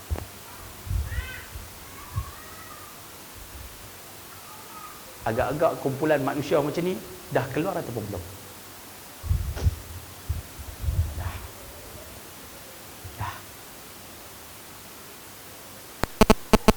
Faham dah saya duduk cerita ni. Senyap nampak. Kan nak suruh berhenti dah saya. Allah ke-9 dah baca dah. Boleh nampak saya no? Boleh no? Insya-Allah. Tanda ni dah keluar ataupun belum? Keluar dah terang-terangan depan kita saya. Manusia yang makan ikut suka, minum ikut suka, pakai pun ikut suka, bercakap ikut suka, keluar terang-terangan. Selesai. Berapa dah tanda? 4. Dah 4 dah. 3 ke 4? 3. Oh, okey, 3. Tanda yang terakhir. Boleh? Allahu Akbar. Baik. Tanda nombor 4. Tak apalah saya sebut 5-6 tanda sajalah no. Tanda yang keempat, Nabi SAW menggambarkan, kamu tengok fenomena yang akan berlaku di kota Mekah. Kamu nak tengok tanda kiamat, kamu akan tengok fenomena yang akan berlaku di kota Mekah. Tak ada di Malaysia, tapi berlaku jadi di Mekah, di tanah haram. Apa yang akan berlaku? Sayyidina Umar Al-Khattab radhiyallahu anhu berkata, Nabi SAW bersabda, saya baca bahasa Melayu teruslah senang. Baginda menggambarkan penduduk kota Mekah pada akhir zaman yang dah duduk di tanah haram, yang duduk di satu tempat yang Nabi janji syafaat ni. Duduk di tanah haram, Nabi kata penduduk kota Mekah akan keluar meninggalkan kota Mekah beramai-ramai. Kamu nak tengok tanda akhir zaman, penduduk kota Mekah pindah ramai-ramai keluar daripada kota Mekah. Dan hari ini ayah-ayah bubu sekalian, kita boleh nampak banyak penduduk Mekah sekarang pindah pergi duduk di Taif. Sebab Taif kawasan pergunungan dan dia agak sejuk. Orang Mekah agak pindah duduk di sana belakang. Dan Nabi sebut pula, yang meninggalkan itu tidak kembali. La ya'buruha illa qalil. Yang pindah keluar tu ramai. Yang patah balik tu sikit je. Yang patah balik tu sedikit sahaja. Yang masuk balik ke Mekah sedikit. Apa yang sedikit tu buat, apa kumpulan sedikit ni buat, Nabi kata summa tamtali'u wa tubna. Yang sikit tadi tu masuk, bukan masuk untuk duduk, dia masuk uruskan tanah mereka, uruskan rumah mereka, uruskan imarah atau bangunan mereka itu. Thumma yakhrujuna minha, bila selesai urusan tersebut, dia keluar balik daripada kota Mekah, fala ya'uduna fiha abada, dan dia tak balik dah ke kota Mekah selepas daripada tu. Baik, saya terjemah macam ni silam bagi senang nampak. Baginda sallallahu alaihi wasallam nak gambarkan kepada kita, kamu nak tengok tanda akhir zaman, orang Mekah mula keluar daripada kota Mekah. Dan hari ni budaya tu dah ada. Kemudian yang balik tu sikit dia. Yang balik tu pula bukan setakat balik, dia orang uruskan tanah mereka, uruskan bangunan mereka. Saya boleh terjemah lalu rak kita hari ni, yang balik tu uruskan tempat mereka dijadikan sebagai hotel. Tapak tanah tu, dia balik buat binaan hotel. Adik-beradik, keluarga dia apa semua dah pindah duduk di luar. Dia balik ni untuk uruskan tanah tu, dijadikan sebagai tapak hotel. Urus, jual ke, buat hotel ke apa ke, tapi dia uruslah untuk buat binaan. Bila selesai pembinaan tersebut, dah ada pengurusan dia sendiri, dah ada bangla apa semua pakai duk jaga belakang. Yang balik urus ni, yang balik uruskan tanah ni, dia akan keluar daripada kota Mekah, duduk di luar, tak balik dah sampai sudah. Nabi kata bila benda macam ni keluar, tu tanda nak kiamat dah. Ada tak dah? Tak. Maknanya tanda kiamat terang-terang dah duk keluar depan kita ni. Tanda kiamat terang-terang dah ni. Orang kita hari ni semayang pun tak nak ni. Orang kita hari ni mengaji ilmu tak nak masuk lagi. Orang kita hari ni aurat tak tutup lagi. Orang kita hari ni dengan masyarakat gaduh lagi. Ayah-ayah, ibu-ibu yang ada di sini, baru ni saya mengajar satu tajuk, boleh ikut sikit ke no? Saya mengajar satu tajuk sila tentang isu adab. Saja kita kongsi sila no. Saja kita buat contoh macam ni. Baginda sallallahu alaihi wasallam pesan pada kita tentang adab. Saya ambil adab makanlah dulu. Adab makan. Di antara adab makan yang Rasulullah SAW ajar pada kita ni adalah, kata Abu Hurairah radhiyallahu anhu, ma'aba Rasulullah sallallahu alaihi wasallam ta'aman qattu. Nabi sallallahu alaihi wasallam ni adalah seorang manusia yang tak pernah mencerca makanan. Nabi tak pernah kutuk makanan, kondem makanan, perli makanan, hina makanan, tak pernah. Idza ishtaha syai'an, Nabi kalau suka satu-satu makanan, akalahu, Nabi makan dia. Nabi makan makanan tersebut. Wa in karihahu, tapi kalau Nabi benci makanan tersebut, Nabi tak suka makanan tersebut, tarakahu, Nabi tinggal. Nabi akan tinggal, tapi Nabi tak komplain. Masyarakat kita hari ni, Allahu Akbar, sudah jauh daripada adab ni. Walaupun adab makan ni benda simple. Imam Malik cukup marah siapa yang suka peleceh satu juzuk daripada ilmu ajaran Islam ni. Kadang ada setengah masyarakat kita kan, Allah main mengaji tajuk wudu, Allah ustaz ni main mengajar tajuk apa, tajuk ayat musta'mal, tajuk ni mengaji lama dah. Imam Malik cukup marah sebab cakap macam tu dah. Kerana Imam Malik mengatakan tidak ada perkara kecil dalam urusan agama. Dalam agama ni tak ada satu benda yang dipandang kecil, walaupun benda tu kecil sahaja, tapi tak boleh dipandang kecil. Kerana Allah sebut, inna nahnu nazzalna alayka qawlan thaqila, kami turun kepada kamu wahai Muhammad satu kata-kata yang cukup berat.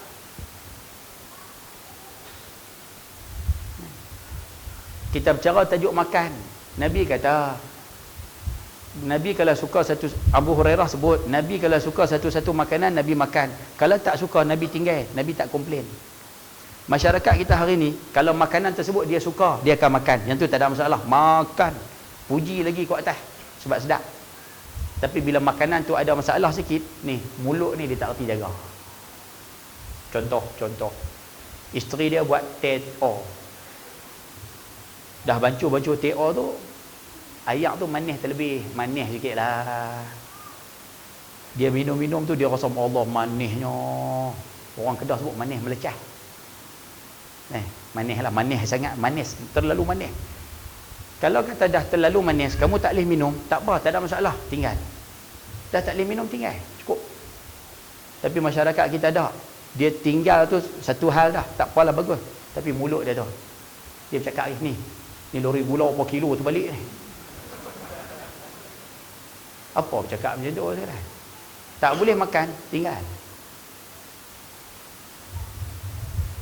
Tapi bila kita komplain seumpama tu, nampak sangat kita tidak beradab dengan rezeki Allah Subhanahu Wa Taala. Kita minum sup, Minum-minum masin. Kalau masin tidak boleh minum, tinggal. Ni, lori garam berapa kilo pula terbalik ni. Tadi gula, ni garam pula lah. Apa bercakap macam tu kan? Kita pergi kedai makan, minta order nasi goreng. Hamba Allah tu pun buatlah nasi goreng, tokai kedai tu. Bila letak depan kita, kita makan-makan, nasi tu mentah sikit. Bila mentah tak boleh makan, tinggal. Bila dia tanya kenapa Abang Haji tak makan perhabis nasi saya goreng, tak, maaf no, saya tak boleh makan, nasi ni mentah sikit. Okey lah tu. Sekadar nak maklum, tak ada masalah. Ni dak, apa ni masak nasi pun mentah, tak boleh. Adab tu kena jaga tu. Ibu-ibu di belakang, ayah-ayah berupa lah, pergi makan kenuri. Kita pergi makan kenuri walimah tu lah, makan kenuri. Kadang-kadang makan kenuri, daging yang dihidang liat, buah limau yang dihidang masam, sirap yang dihidang manis. Betul? Nasi pula mentah. Allah, kita tengok nasi tu, Allah sedap, cedok banyak. Tengok daging banyak sedap, cedok banyak. Semua cedok banyak-banyak. Letak-letak makan. Makan-makan, Allah, daging mentah. Lihat pula tu, Allah. Bila tak boleh makan, letak sebelah, cukup. Tapi masyarakat kita tak. Dia letak sebelah tu bagus dah, cantik dah. Dia balik dengan suami, dia berjalan naik atas motor. Atas motor dia kutuk dah. Kenuri pun daging liat. Apa lah. Tak boleh. Tanda Allah nak bagi manusia tu hina atas muka bumi ada dalam kitab Al-Mustadrak. Tanda Allah Subhanahu Wa Taala nak bagi manusia tu hina, hidup hina atas muka bumi, Allah bagi nombor satu, dia tidak ada ilmu. Tak ada ilmu ni boleh jadi tak mengaji, ataupun nak mengaji ada halangan, ataupun dia mengaji, duduk dalam majlis ilmu, menuntut ilmu tapi tak faham. Itu tanda, itu cara dah. Ataupun yang kedua Allah bagi dia tak ada adab.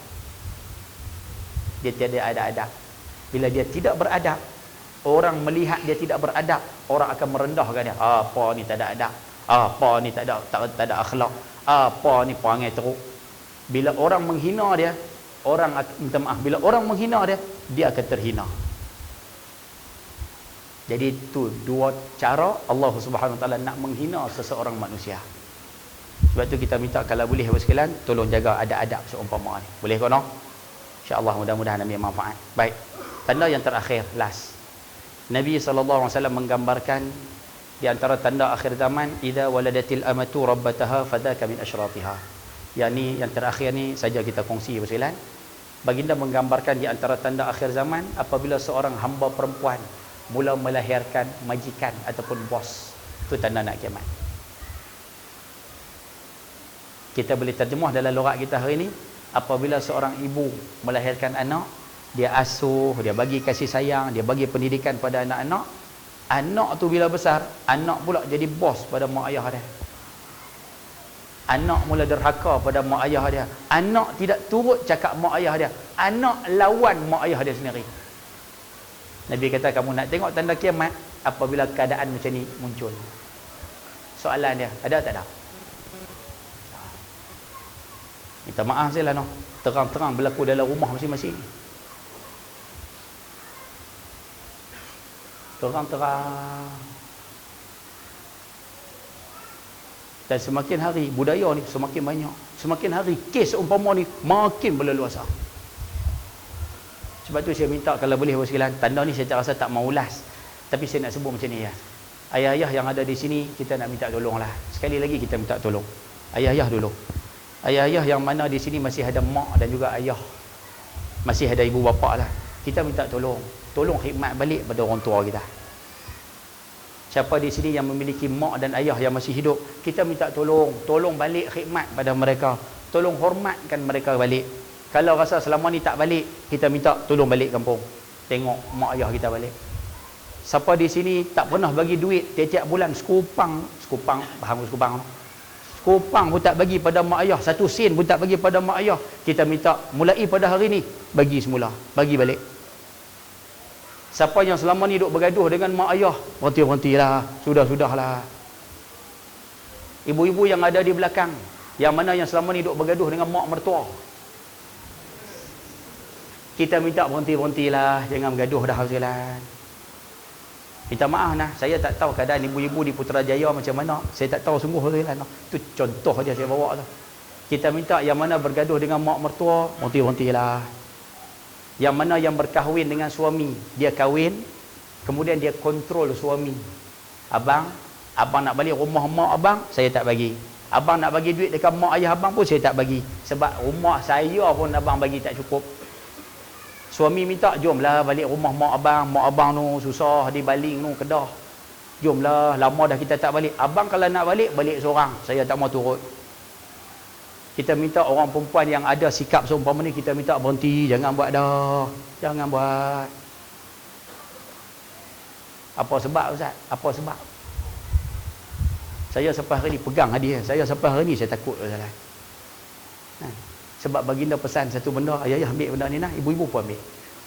Baginda bersabda, kullu dhunubin, semua jenis dosa, yuakhirallahu ma syaa ila yaumil qiyamah. Hadis ni hadis sahih. Allah boleh tangguh balasan orang yang buat dosa ni hari kiamat. Maknanya setiap jenis dosa Allah boleh balas hari kiamat. Dunia tak kena. Dunia ni buat apa pun tak kena boleh. Kamu minum arak tak kena. Kamu tipu tak kena, kamu berjudi tak kena, kamu sapu duit rakyat tak kena, apa pun tak kena. Contoh. Saya tak kata kat siapa senang kan. Umum. Kamu buat bila jahat apa pun atas muka bumi, boleh Tuhan tangguh siksa tu hari akhirat. Dalam dunia kamu boleh seronok, dalam dunia kamu boleh buat apa yang kamu suka. Tapi Nabi sebut ada satu ya. Yang ni Tuhan tak tangguh. Yang ni Tuhan akan bayar cash. Apa dia? Uququl walidain. Illa uququl walidain, derhaka mak bapak. Yang ni Tuhan tak tangguh.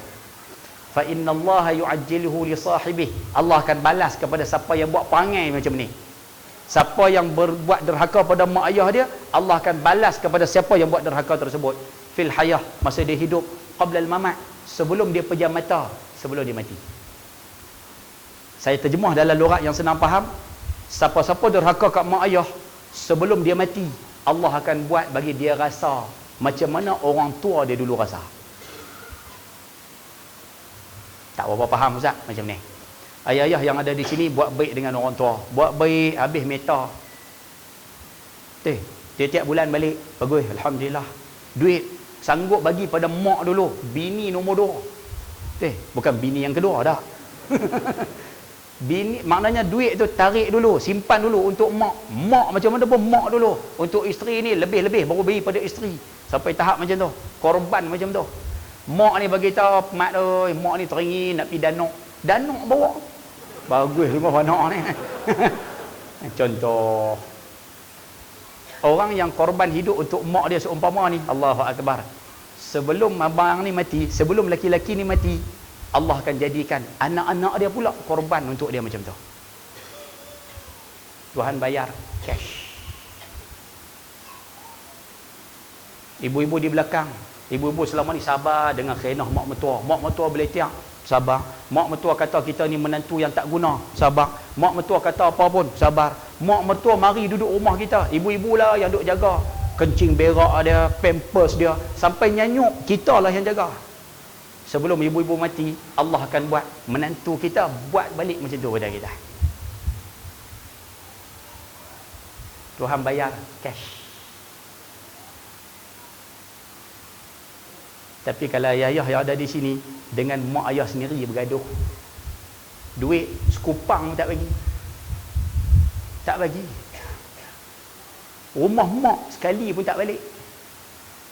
Ada lagi lebih teruk daripada tu, bergaduh pula dengan orang tua. Allah, sebelum kita mati, Allah akan buat anak kita akan balas balik macam mana yang kita buat tu. Jadi kita akan rasa macam mana orang tua kita rasa.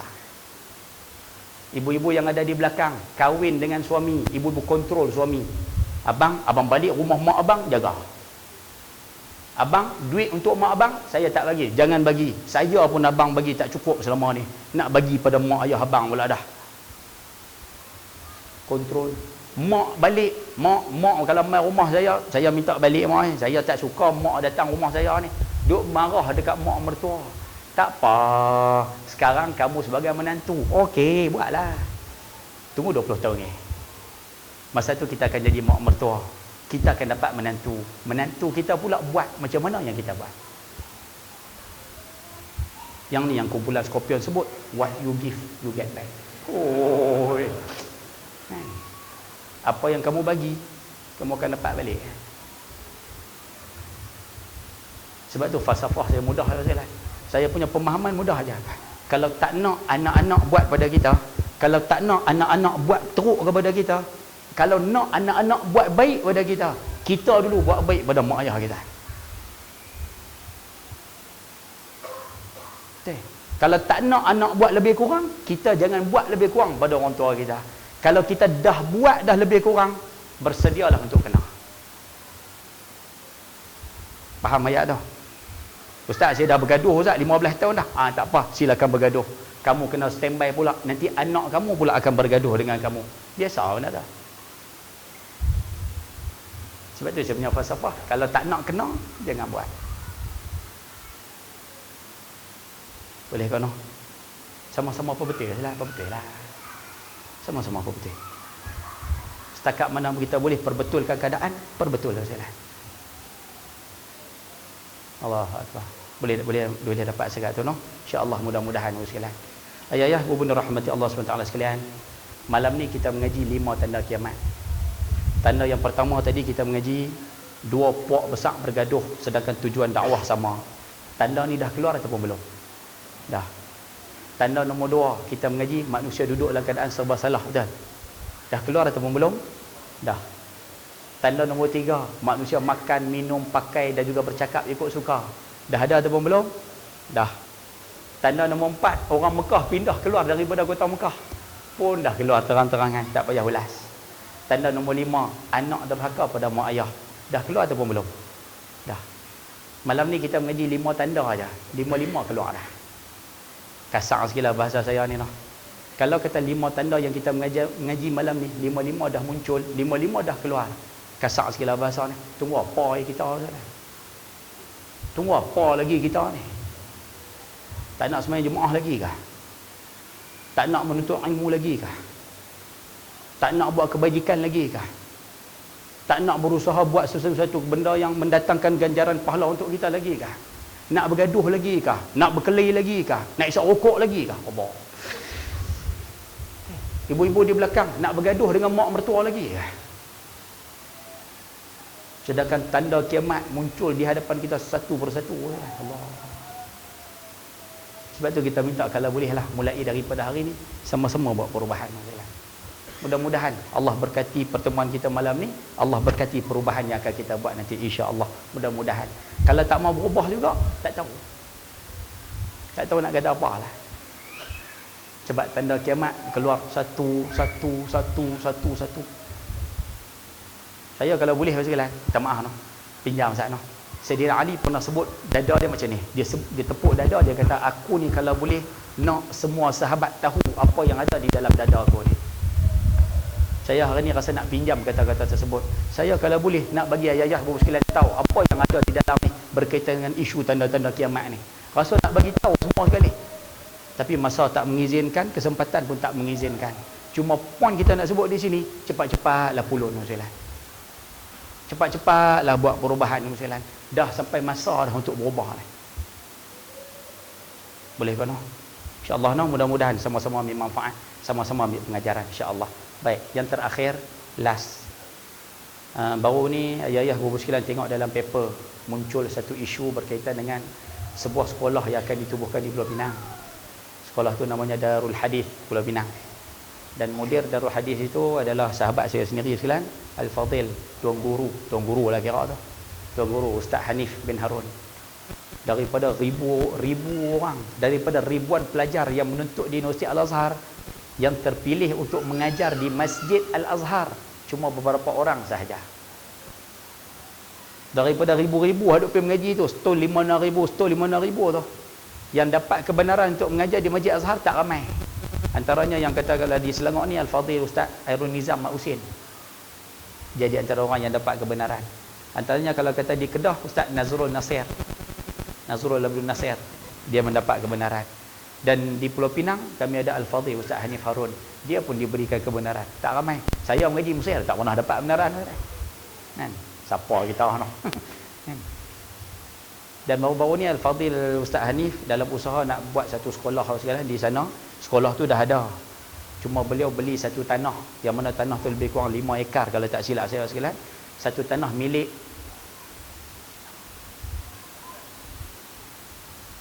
milik dia tidak beli tanah milik orang Islam, dia beli tanah milik aduh.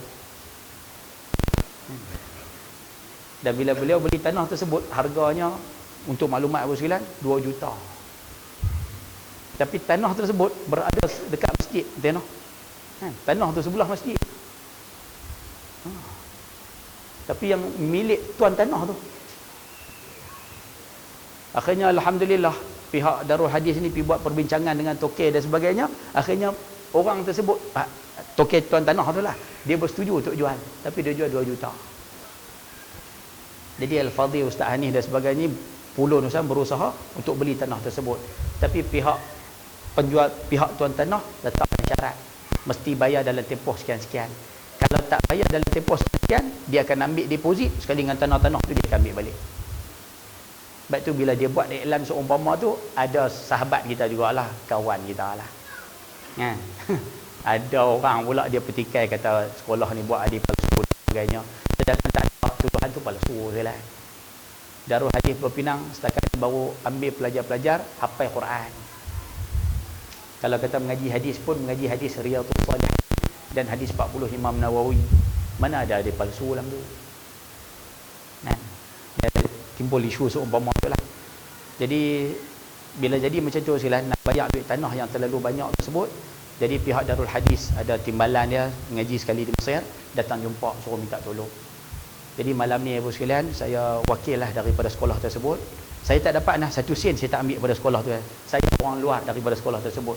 Cuma kita nak bantu orang-orang Islam kita buat sekolah. Jadi sahabat-sahabat Darul Hadis sekalian minta tolong saya untuk umumkan. Jadi malam ni saya umumkan sekalian, ayah-ayah bu sekalian, siapa yang nak bagi sumbangan pada sekolah tersebut, siapa yang nak bagi rumah pada sekolah tersebut, siapa yang nak buat kebajikan untuk akhirat kita bu sekalian, ada wakil Darul Hadis mari khusus daripada Pulau Pinang sekalian. Dia mari ada di belakang tersebut. Kalau tak silap tu ada di tiang tu, baju putih tu. Boleh angkat tangan sikit tak? Tu. Sahabat kita tu mari bu sekalian. Jadi ayah-ayah bu sekalian yang ada di sini, siapa nak buat sumbangan, nak buat wakaf, nak buat kebajikan, boleh bertemu dengan beliau selepas isyak lagi. Saya nak sebut satu sekalian. Isu bab sedekah ni saya sebut satu ya. Saya tak dapat apa insya-Allah. Apa pun saya tak dapat. Saya nak sebut satu ya. Ada ulama mengatakan as-sailu 'alal bab. Orang yang datang minta di hadapan kita. Kita tak cari lah. Kita tak cari. Kita duduk di kedai makan, dia datang minta. Kita duduk di rumah, dia datang ketuk pintu minta. Kita duduk di pejabat, dia mari jumpa kita minta. Kita datang ke masjid, dia datang jumpa kita minta. Maknanya orang tu datang di hadapan pintu rumah kita. Ulama mengatakan orang macam ni hadiyatan minallah. Ini sebenarnya hadiah daripada Tuhan untuk kita. Sebab kita tak cari, dia orang datang minta pada kita. Tu hadiah daripada Tuhan untuk kita. Sebab itu kalau hadiah daripada Tuhan, tak patut sangatlah kalau kita tolak. Jadi bagilah setakat mana mampu, setakat mana yang kita berkemampuan. Mudah-mudahan Allah berkati sumbangan kita, Allah berkati segala kebajikan yang kita buat insya-Allah. Boleh no? Insya-Allah. Jadi saya rasa cukuplah sekadar tu untuk malam ini.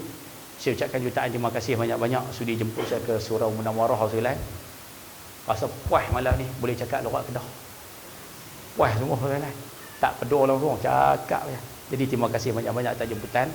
Jutaan kemaafan sebab cakap terlalu panjang, minta maaf banyak-banyak. Dan sekali lagi terima kasih sangat-sangat sebab sepanjang sejam setengah saya duduk cakap malam ni, seorang pun tak lena saya. Terima kasih banyak-banyak. Saya cukup berbesar hati saya. Jadi saya rasa cukup sekadar itu. Sekian, wabillahi taufiq wal hidayah. Assalamualaikum warahmatullahi wabarakatuh. Bismillahirrahmanirrahim.